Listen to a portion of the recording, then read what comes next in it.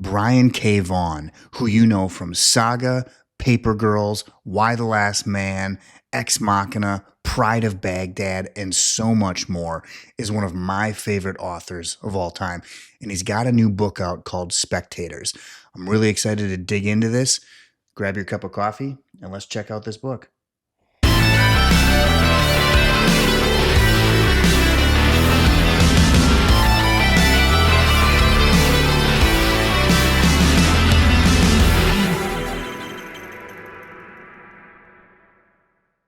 All right, everybody, here it is, Spectators by Brian K. Vaughan, and I'm going to say this wrong probably, Nico Henrichon.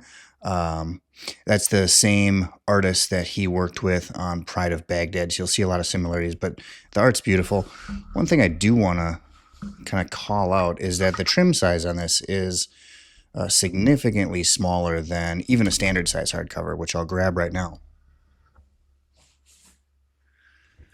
Here's your standard size hardcover from Image, and you can just see that it is a definitely smaller trim size. Let's get the dust jacket off this and have a look. And here it is. Before we get into it, I just want to put up an alert. This is for, there's mature content in this book, so if you don't like that kind of stuff, stop watching right now. If not, join me. Spectators by Brian K. Vaughan and Nico Henrichon. So it starts out, we're following this young lady's life in pretty modern times. She's at a movie theater waiting for a date to show up. Date says, sorry, I can't show up. She decides to stay at the theater, but she does pull up a very specific website. She is, I don't want to say obsessed, but very into sex. We hear some booms, some things that sound like maybe gunshots during this, and the audience is kind of wondering what the hell's going on. And in walks in a gunman and just starts blowing people away. So right off the bat, we're told that this thing is going to be about murder and sex, and the art is just fantastic. I mean, it's definitely jarring to see things like this, but the art is absolutely gorgeous. So our main character is blown away. She does not survive, but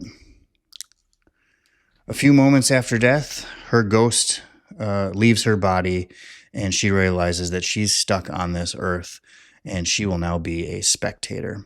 And it's kind of explained that, when people die, not everyone goes on to the next place. Some people are kind of stuck here. And she is one of them. Now, the cool thing they did with the art is the ghosts, who are the characters we're following, are in color, and the rest of the world is in black and white. And I really like that visual. Our main character goes on and meets other ghosts, and is kind of, gets a little explanation of what's going on. And you, the reader, are kind of brought up to speed on what this story is going to be about. And then we advance pretty far into the future. She's a ghost for, hundreds of years. I can't recall exactly how long, but we're kind of in this distant future where technology is quite a bit different. The clothing is considerably different, but one thing stays the same, and that's that the population of this planet is obsessed with sex and death. And really what we're exploring is our main character's journey through post-life or death, I guess, and her continued obsession with watching sex, watching murder.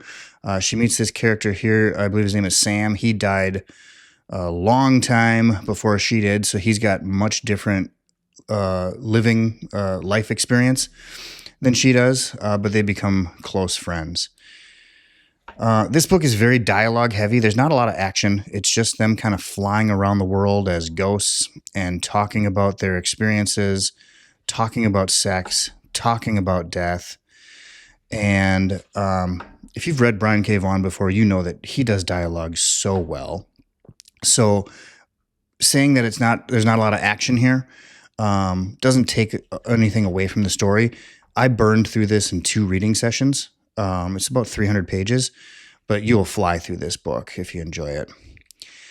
At some point, our main character, she starts talking about, a young age when she first experienced both death and sex, and it was through film.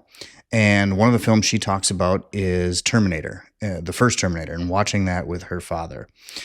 And there's a section in here that made me pause, and I'll try to get to it here and show you that while showing you a lot of this art here. More murder, just unnecessary death. I think we're all used to that at this point. More naked ghosts. So the section I want to get, I actually saved the page here.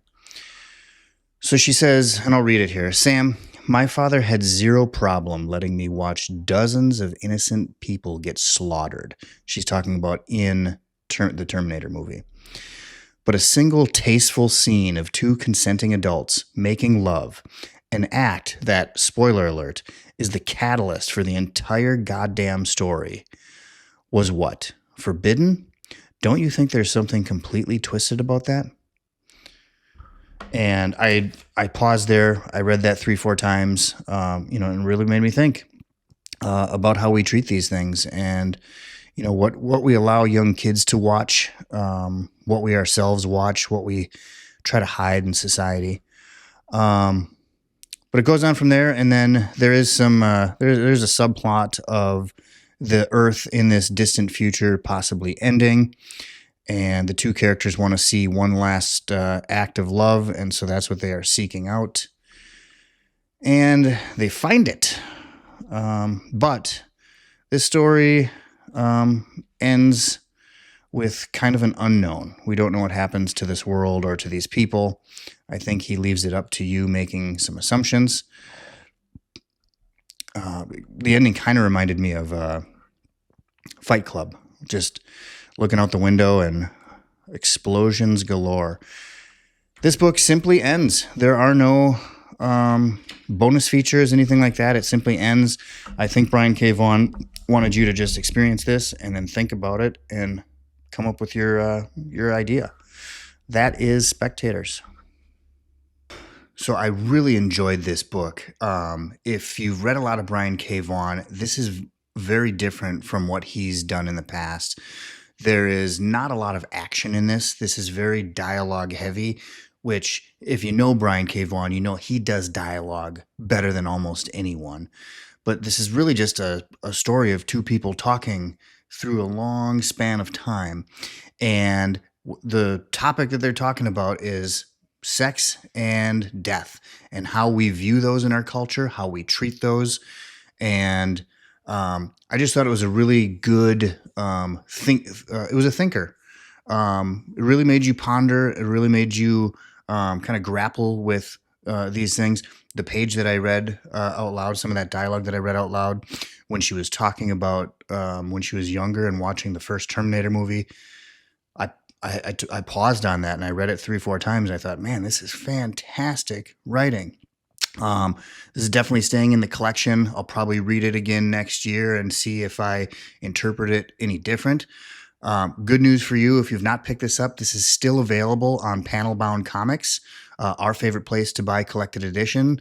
It's only $25, and if you use code Omnibuds for life, which I'll put right down here, you can save an extra $2. Let me know what you thought down in the comments, and we'll see you on the next review. Thanks.